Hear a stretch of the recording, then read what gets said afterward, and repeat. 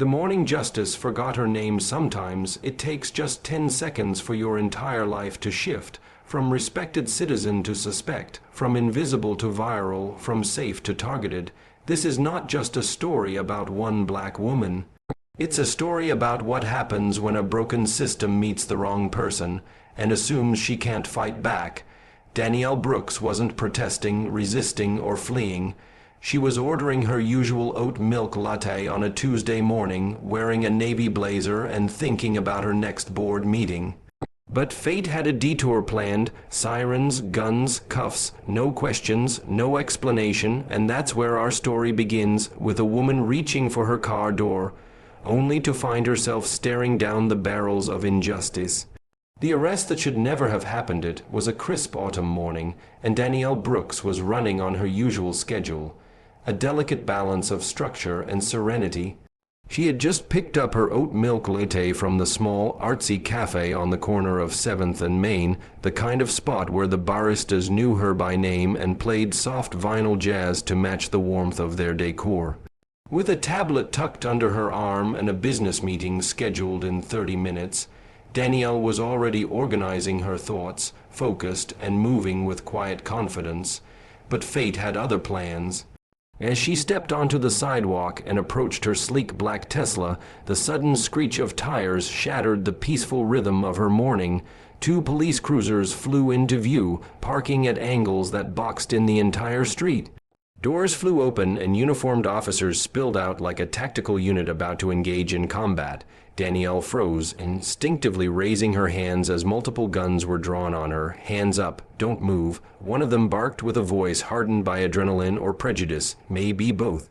She was stunned. Excuse me, what is going on? There was no answer, no explanation, only hands grabbing her, twisting her arms behind her back with enough force to nearly throw her off balance. Cold metal cuffs snapped tight around her wrists. Her phone fell and slid across the side, walk still softly playing Coltrane as a surreal counterpoint to the chaos. Onlookers stopped, some filming with their phones, others watching in silent discomfort.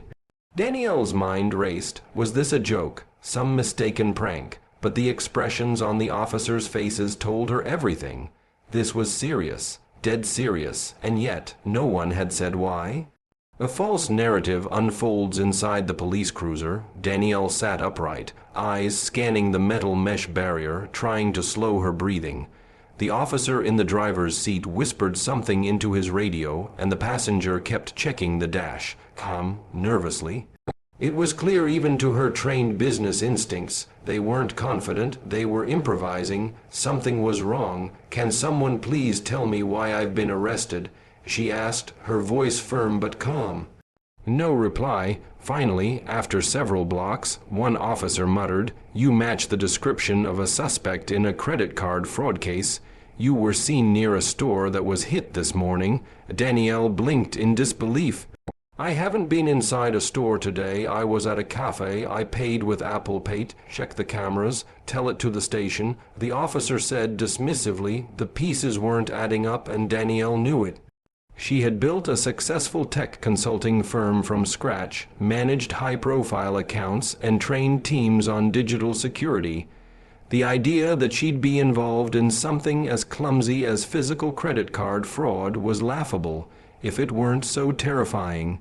But what chilled her more than the accusation was the way they said it, robotic, practiced, like they'd used this line many times before, and it had worked.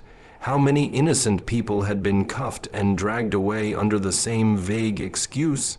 Danielle glanced at the body cam light, still on good. Her mind started preparing a new kind of plan, not for a client or a boardroom, but for survival, and she had one card no one else knew about: her brother, the most powerful legal authority in the United States, and she was about to make the most important phone call of her life. Silence in the system. The station smelled of bleach and fear. Danielle's heels echoed down the cold linoleum hallway as 2 officers escorted her like a criminal, still refusing to meet her gaze. The handcuffs had left red indentations on her wrists. Her phone and personal items were taken, and the moment she crossed through the heavy security doors, she felt it. the system swallowing her whole. "Step to the wall, face forward, no talking," barked a female officer. She complied, numb and stunned. Mugshot, flash, then fingerprinting, ink staining her fingers, smudging her sense of self-respect. No one told her rights. No one explained the charges in plain language. She had to repeat her name 4 times before the intake officer got it right. "I'm not the person you're looking for," Danielle said. "I have an alibi. There's surveillance footage from the cafe. My phone has GPS records. Check them, please." But they didn't care, or worse, they did care and they didn't think it mattered. Instead of checking her story, they led her down another hallway into a holding cell. The door slammed shut with a finality that echoed in her bones. There she sat, surrounded by peeling paint, flickering fluorescent lights, and silence. The kind of silence that didn't comfort, it accused. She wasn't Danielle Brooks, tech exec, mentor, respected community speaker. She was just another black woman behind bars, but beneath the quiet panic, her mind was racing, because she knew something these officers didn't. She knew who her brother was. One call, one name, everything changes. When the steel door creaked open, Danielle was expecting more questions, more gaslighting. Instead, the officer handed her a receiver attached to the jail wall.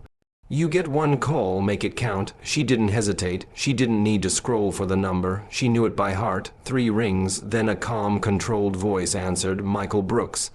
Danielle closed her eyes for a split second. "Mike, it's me." Silence. Then, "Where are you? Are you safe?" Her voice cracked for the first time. "I've been arrested, wrongfully, no warrant. They claim I fit a suspect description, some credit card fraud. It's all a lie." There was no panic in Michael's tone, only steel.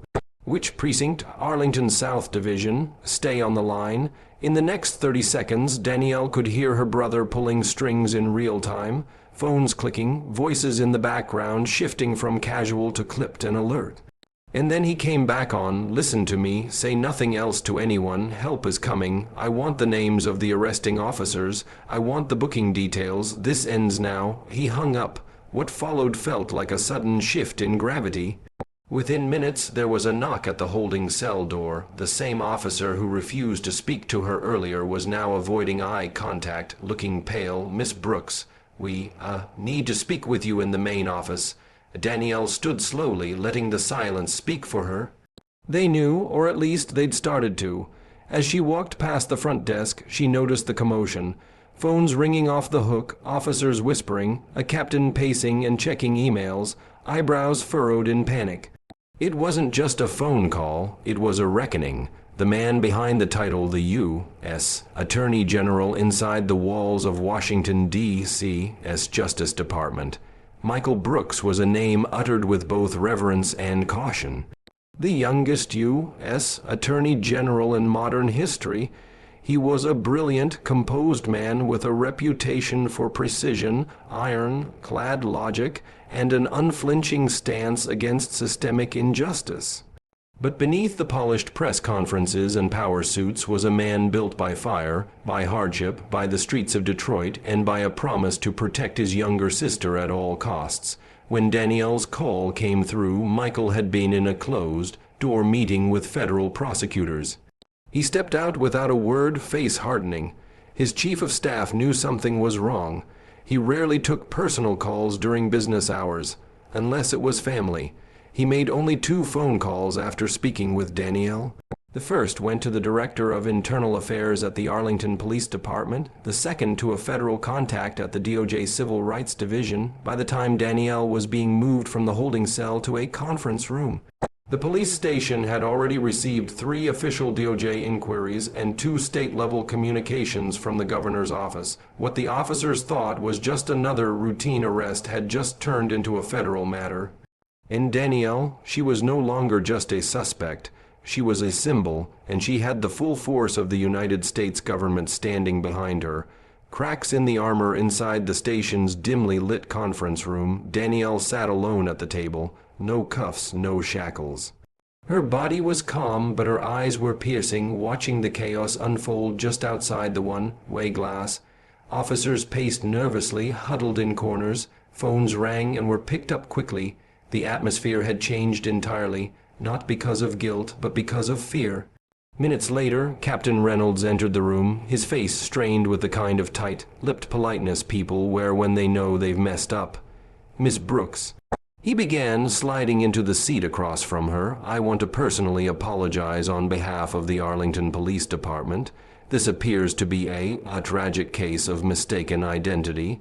We're looking into a breakdown in our facial recognition protocol, and—" Danielle raised her hand, stopping him mid-sentence. Her voice was firm, leveled, and deliberate. "You're not sorry I was arrested. You're sorry you arrested the wrong person with the wrong connections." The captain's face twitched. She continued, "I told your officers I had an alibi. I asked you to check surveillance. I offered evidence. Instead, I was cuffed and dragged through your station without being read my rights. This wasn't a mistake. This was standard operating procedure for people who look like me." Silence stretched between them, thick with uncomfortable truth. Then the speakerphone on the table lit up. "Miss Brooks," came her brother's voice, sharp as glass. "Yes, I'm here.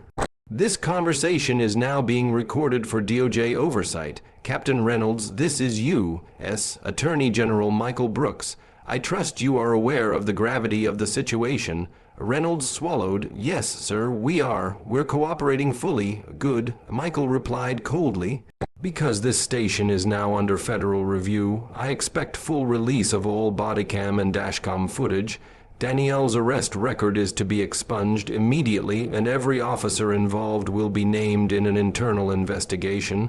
Danielle leaned back, crossing her arms. The power dynamic had flipped.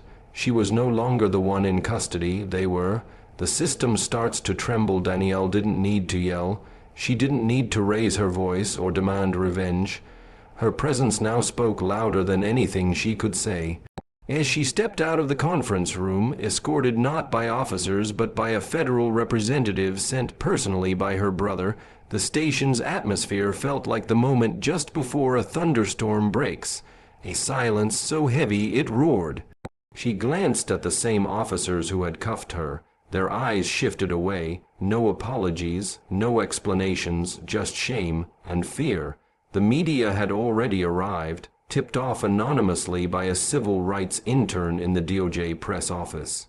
Local journalists stood across the street, cameras trained on the building, catching every frame of Danielle's exit, and they weren't alone. Social media was on fire. The headlines spread like a wildfire. "Black woman wrongfully arrested by Arlington police. Her brother is the U.S. Attorney General."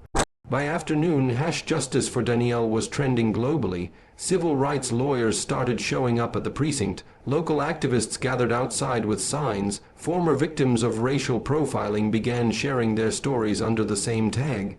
And inside the station, internal affairs had launched a quiet lockdown. Hard drives were being secured. Dashcam and bodycam footage was being pulled. The department's legal team had been activated. Every officer involved was being interviewed and told not to speak to the press. But it was too late. The spotlight was on, and the system that had long operated in shadows was suddenly burning under the heat of national scrutiny. When power meets consequence, by the time Danielle arrived back at her apartment, escorted by federal security, the world had changed. Reporters had camped outside her building, neighbors peeked through blinds, camera drones buzzed overhead, but Danielle walked through it all with a quiet dignity, head high, shoulders steady, a woman who had just lived through the worst kind of injustice and walked out stronger. Later that evening, a DOJ press briefing was held. Michael Brooks stood at the podium, flanked by civil rights attorneys and federal investigators. His expression was unshaken. "This isn't about favoritism," he said clearly. "It's about a culture of unchecked power. My sister is just one of many, one of thousands, who have experienced what happens when racial bias overrides due process. The difference is, she had someone in power who could make noise." He paused. Cameras clicked. How many didn't? Behind him, screens showed clips of Danielle in handcuffs, mugshots that never should have existed. Aside, by side of her image next to the actual fraud suspect, a woman who looked nothing like her apart from skin tone and hairstyle. The lie was exposed, and the police department's flimsy excuse, a system error, crumbled in real time. Captain Reynolds, along with 3 officers, was placed on administrative leave pending investigation. The software vendor that powered their flawed facial recognition system had its federal contracts frozen. Civil lawsuits were being filed.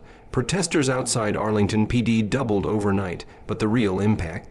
It wasn't just procedural, it was cultural. A message had been sent. Power doesn't just protect power anymore, it protects truth. When the right people demand it, Danielle, once nearly forgotten in a cold jail cell, was now the face of a movement. A voice for the voiceless. 2 weeks after her release, Danielle stood in front of a packed auditorium at Howard University. Cameras flashed. Students held handmade signs that read, "I am Danielle," and power shouldn't be privilege. She wasn't just a victim anymore. She had become a symbol. She walked to the podium with the same calm that carried her through every moment of the chaos, but now her voice had a new edge, purpose sharpened by pain. "I had one thing most people in my situation didn't," she said into the microphone, pausing for breath. "I had someone powerful who could pick up the phone and demand justice. But ask yourselves this: what happens when there's no one to call, when the world turns its back and the system doesn't blink?" The crowd was silent. Not out of boredom, but awe. They were leaning in. That's why today I'm launching something new. A project born in a cell, forged in humiliation, but aimed at something bigger. She revealed the name STAND. Stop targeting and neglecting the defenseless. The mission was clear: provide emergency legal counsel, media support, and government advocacy for victims of racial profiling and wrongful arrest, starting with the most vulnerable. Funded by private donors and backed by legal giants, STAND would connect wronged citizens with national exposure and legal aid in under 24 hours. Danielle promised to start where justice often ended, in silence. "Because no one," she said, locking eyes with the crowd, "should have to be related to the Attorney General to stay free in America." The applause that followed wasn't polite, it was thunderous, it was raw. And it marked the beginning of a new chapter. Danielle Brooks was no longer just a survivor, she was a force. From target to torchbearer, 6 months passed.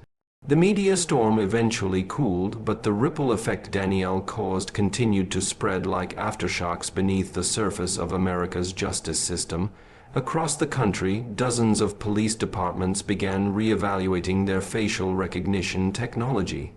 Lawsuits referencing the Brooks case flooded local courts. Training programs were revised. State legislatures pushed new policy reform bills, but none of it meant more to Danielle than what happened quietly in a courtroom in Baton Rouge, Louisiana. A 17-year-old named Alea Green, a high school senior, had been arrested after being falsely identified in a petty theft case. She was held for 36 hours, missing a scholarship interview that could have changed her life. Her public defender was overwhelmed. Her story wasn't being heard, until STAND stepped in. Within 12 hours, Alea had a new legal team, a social media campaign, and national attention. Within 3 days, the charges were dropped, and the mayor herself issued a formal apology. Danielle flew down to meet Alea in person. "You saved me," the teenager whispered through tears. Danielle shook her head gently. "No," she said, "you saved me. You reminded me why I can't stop." In that moment, the pain of that handcuff, that cold bench, that humiliating mugshot, all of it became something else. Something heavier than grief, but brighter than anger. It became fire, and Danielle knew she would carry it as far as it could go. Into courtrooms, into newsrooms, into policy. Not just as a woman who had been wronged, but as one who chose to rise, to speak, to lead, and to make sure no one else had to call someone powerful just to be treated like a person. She wasn't just a victim, she became the verdict. Danielle Brooks was never meant to be a headline, but when a careless arrest met the wrong woman, the right woman, the truth became louder than the lie. What began with humiliation in handcuffs ended in national reform, a new civil rights movement, and a woman who turned her pain into power. And yet, the most haunting part remains: if Danielle hadn't made that call to her brother, the U.S., Attorney General, would anyone have ever known her name? That's the question she leaves the world with, because justice should never depend on who picks up the phone. It should begin with who was never supposed to be arrested in the first place. And it all started on a quiet morning when Justice forgot her name.